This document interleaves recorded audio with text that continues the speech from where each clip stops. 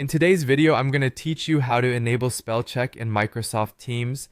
This is a super handy feature that can save you from sending embarrassing typos in your messages.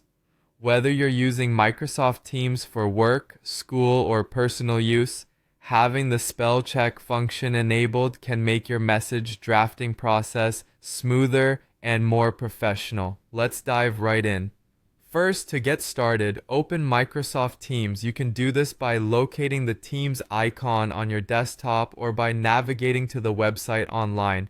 Just ensure you're logged into your account to access the settings. The application is generally intuitive, so finding your way around should be fairly straightforward. Next, once you've got Microsoft Teams open, you're going to look for the Settings tab. You can typically find this by clicking on your profile picture or the More Options icon, often represented by three dots, usually located at the top right corner of your Teams window. Selecting this will reveal a drop-down menu. From here, click on Settings to proceed. Now that you're in the Settings menu, you'll notice several categories on the left pane. Look for the General section. By clicking General, you'll see various customizable options that help tailor your Teams experience to suit your preferences. This section is key for enabling the spell check function, so it's important to navigate here. Moving along, once you're in the general settings, scroll through the available options until you find the spell check feature. It shouldn't be too hard to find as it is listed under a text-related settings submenu. The spell check option will likely be accompanied by a checkbox which indicates whether the feature is currently enabled or not.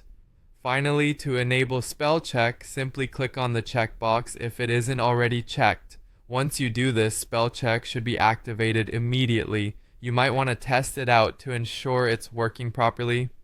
You can do this by typing some deliberately misspelled words into a chat or a new message window. If spell check is working, these words should be underlined, prompting you to correct them.